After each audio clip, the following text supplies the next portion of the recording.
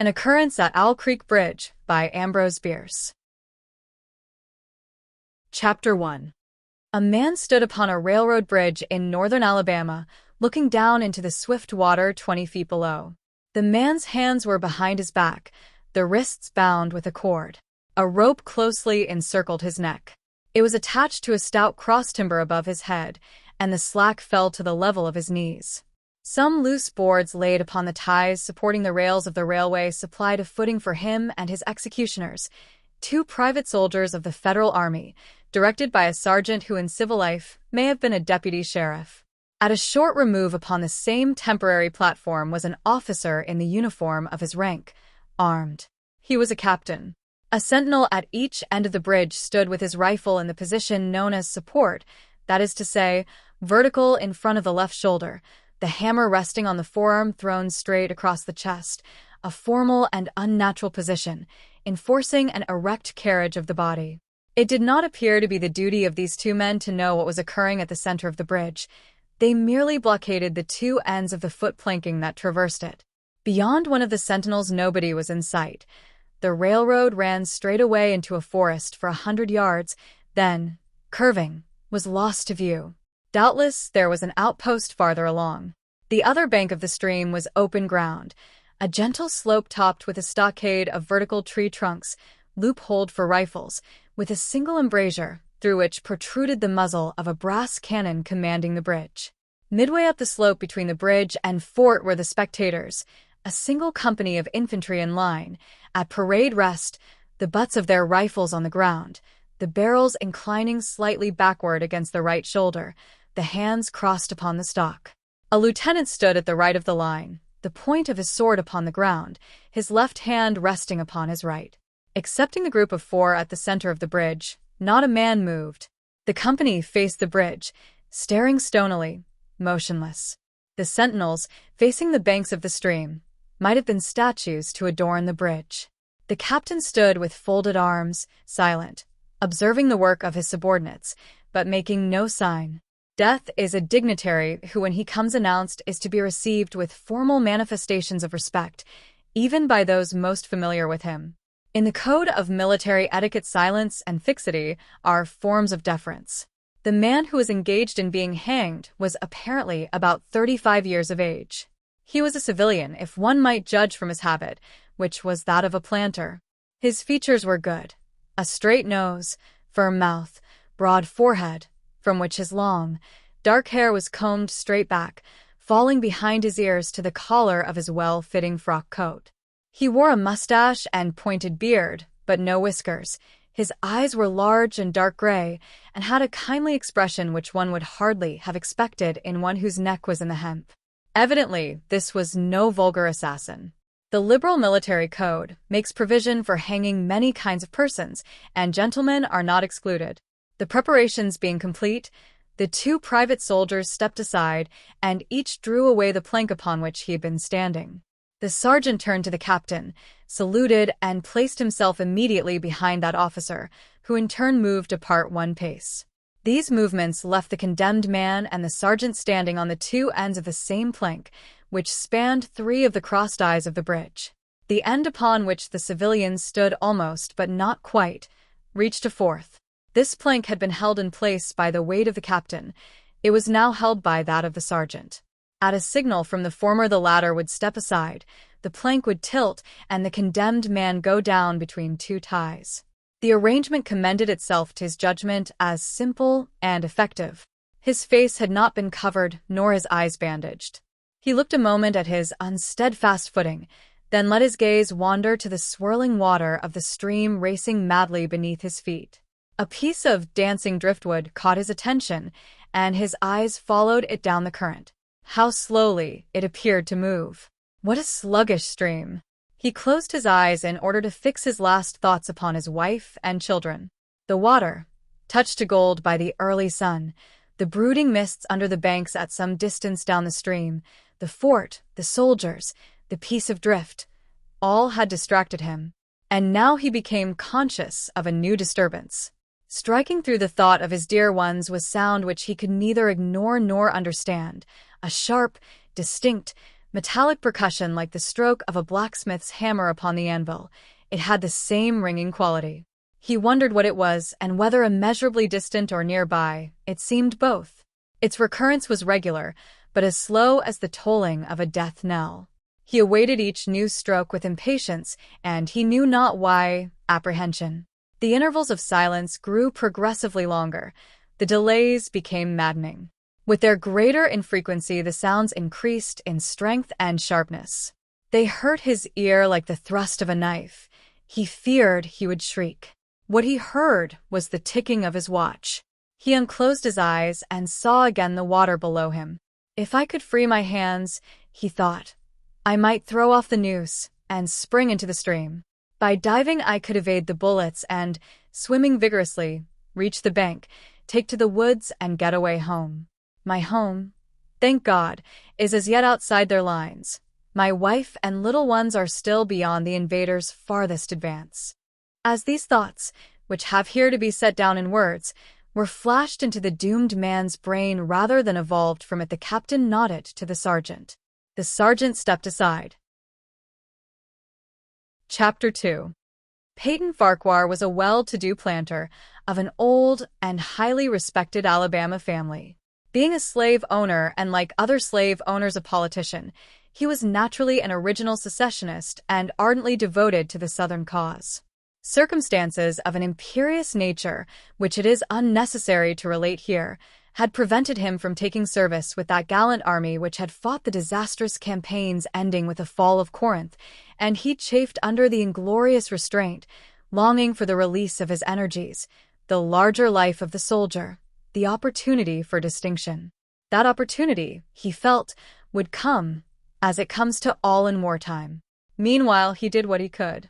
No service was too humble for him to perform in the aid of the South, no adventure too perilous for him to undertake if consistent with the character of a civilian who was at heart a soldier, and who in good faith and without too much qualification assented to at least a part of the frankly villainous dictum that all is fair in love and war.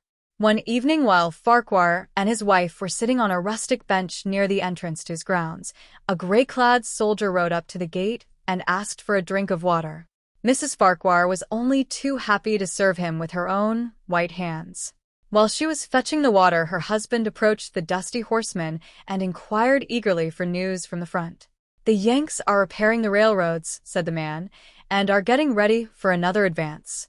They have reached the Owl Creek Bridge, put it in order, and built a stockade on the north bank.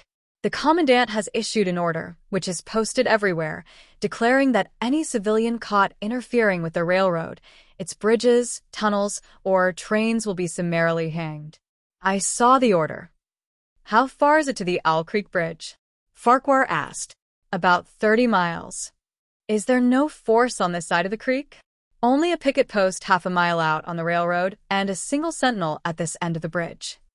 "Suppose a man, a civilian and student of hanging, should elude the picket post and perhaps get the better of the sentinel," said Farquhar, smiling. "What could he accomplish?" The soldier reflected. "I was there a month ago," he replied. "I observed that the flood of last winter had lodged a great quantity of driftwood against the wooden pier at this end of the bridge. It is now dry, and would burn like tinder." The lady had now brought the water, which the soldier drank. He thanked her ceremoniously, bowed to her husband, and rode away. An hour later, after nightfall, he repassed the plantation, going northward in the direction from which he had come. He was a Federal scout. Chapter 3. As Peyton Farquhar fell straight downward through the bridge, he lost consciousness, and was as one already dead. From this state he was awakened, ages later, it seemed to him, by the pain of a sharp pressure upon his throat, followed by a sense of suffocation. Keen, poignant agonies seemed to shoot from his neck downward, through every fiber of his body and limbs. These pains appeared to flash along well-defined lines of ramification and to beat with an inconceivably rapid periodicity. They seemed like streams of pulsating fire, heating him to an intolerable temperature. As to his head, he was conscious of nothing but a feeling of fullness, of congestion. These sensations were unaccompanied by thought. The intellectual part of his nature was already effaced. He had power only to feel, and feeling was torment. He was conscious of motion, encompassed in a luminous cloud, of which he was now merely the fiery heart. Without material substance, he swung through unthinkable arcs of oscillation, like a vast pendulum. Then, all at once, with terrible suddenness, the light about him shot upward with the noise of a loud splash. A frightful roaring was in his ears, and all was cold and dark. The power of thought was restored. He knew that the rope had broken, and he had fallen into the stream. There was no additional strangulation. The noose about his neck was already suffocating him and kept the water from his lungs. To die of hanging at the bottom of a river. The idea seemed to him ludicrous. He opened his eyes in the darkness and saw above him a gleam of light, but how distant, how inaccessible. He was still sinking, for the light became fainter and fainter until it was a mere glimmer. Then it began to grow and brighten, and he knew that he was rising toward the surface, knew it with reluctance, for he was now very comfortable. To be hanged and drowned, he thought, that is not so bad, but I do not wish to be shot. No, I will not be shot. That is not fair. He was not conscious of an effort, but a sharp pain in his wrist apprised him that he was trying to free his hands. He gave the struggle his attention, as an idler might observe the feat of a juggler, without interest in the outcome. What splendid effort! What magnificent, what superhuman strength! Ah, that was a fine endeavor. Bravo! The cord fell away, his arms parted and floated upward, the hands dimly seen on each side in the growing light. He watched them with a new interest as first one and then the other pounced upon the noose at his neck. They tore it away and thrust it fiercely aside, its undulations resembling those of a water snake. Put it back, put it back. He thought he shouted these words to his hands, for the undoing of the noose had been succeeded by the direst pang that he had yet experienced. His neck ached horribly, his brain was on fire, his heart, which had been fluttering faintly, gave a great leap, trying to force itself out at his mouth. His whole body was racked and wrenched with an insupportable anguish. But his disobedient hands gave no heed to the command. They beat the water vigorously with quick, downward strokes, forcing him to the surface. He felt his head emerge. His eyes were blinded by the sunlight. His chest expanded convulsively, and with a supreme and crowning agony his lungs engulfed a great draught of air, which instantly he expelled in a shriek. He was now in full possession of his physical senses. They were, indeed, preternaturally keen and alert. Something in the awful disturbance of his organic system had so exalted and refined them that they made record of things never before perceived. He felt the ripples upon his face and heard their separate sounds as they struck. He looked at the forest on the bank of the stream, saw the individual trees, the leaves, and the veining of each leaf. He saw the very insects upon them, the locusts, the brilliant-bodied flies, the gray spiders stretching their webs from twig to twig.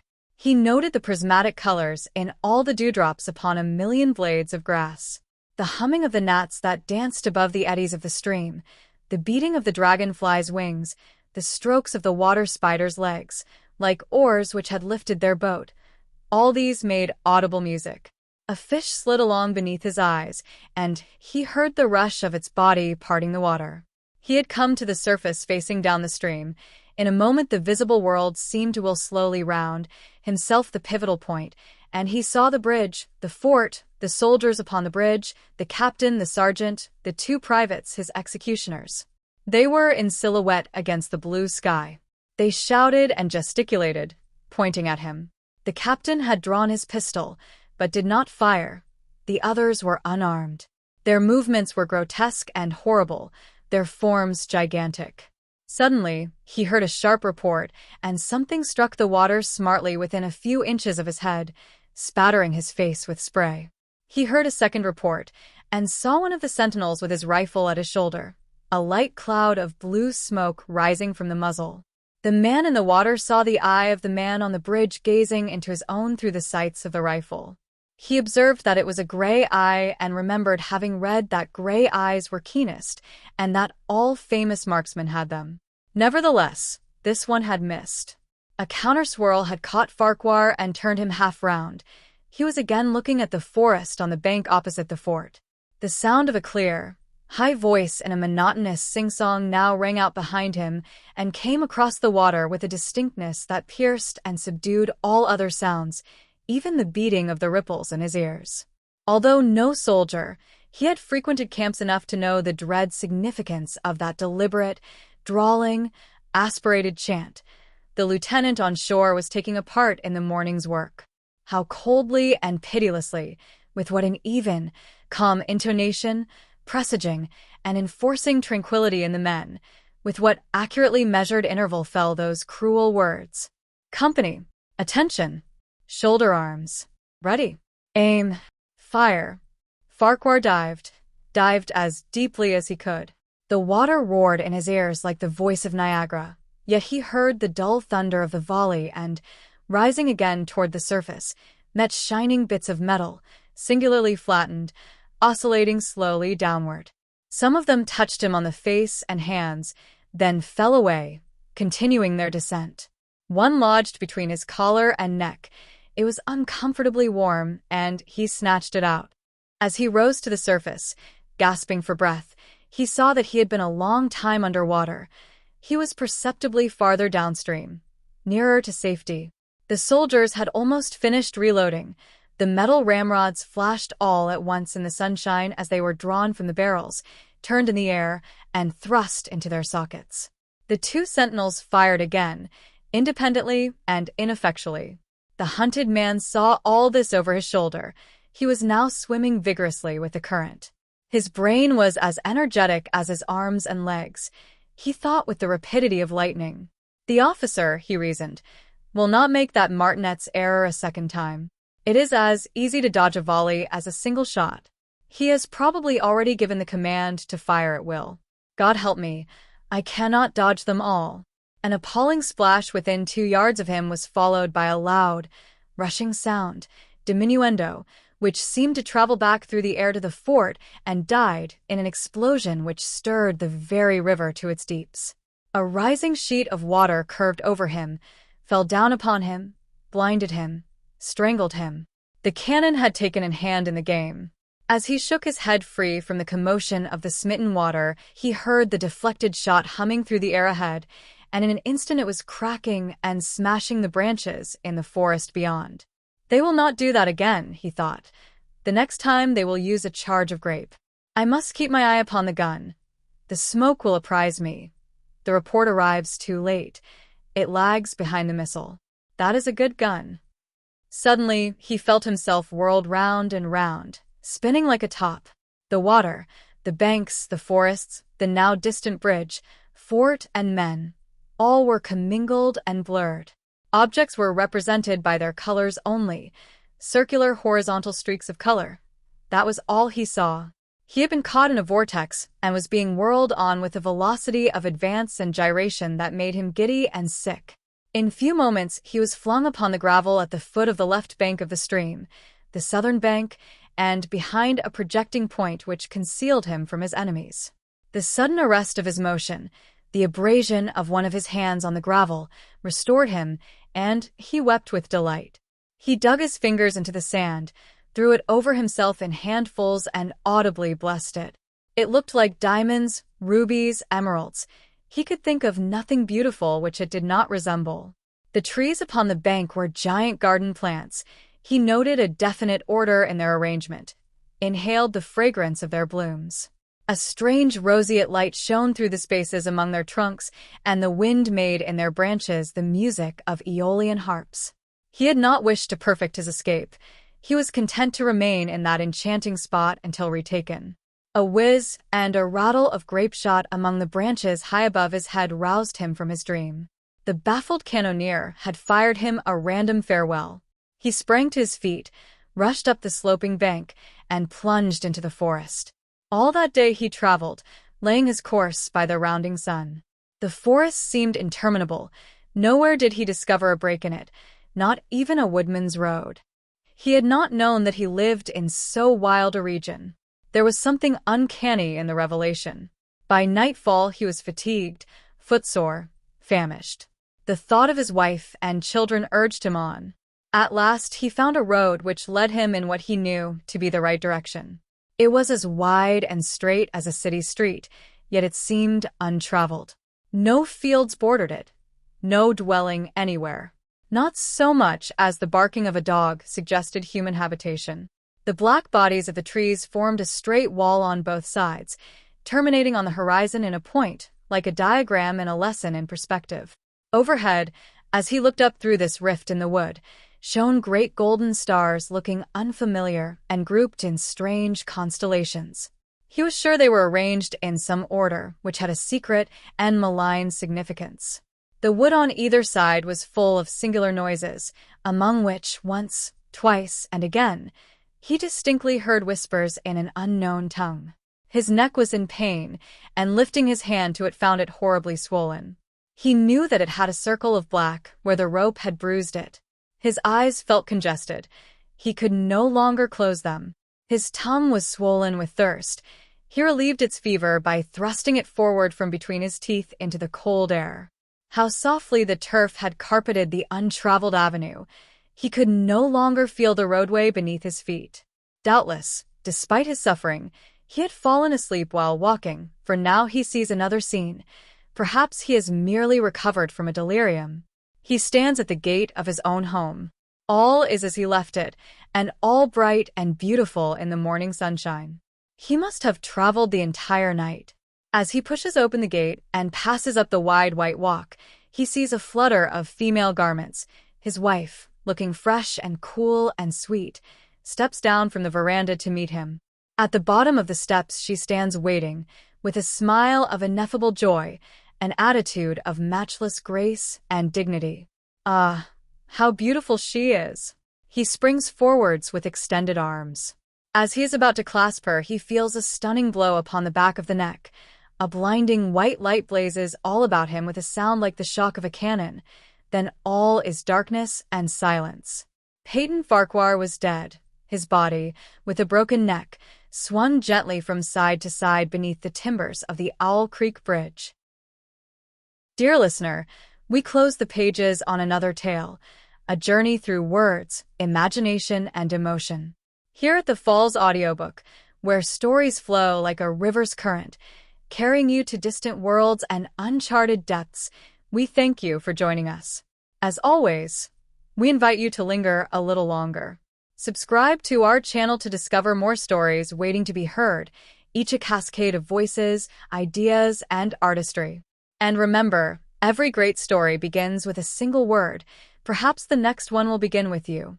Until our voices meet again, may your days be filled with quiet moments, rich pages, and the soothing sound of a story well told. This is the Falls Audiobook, signing off.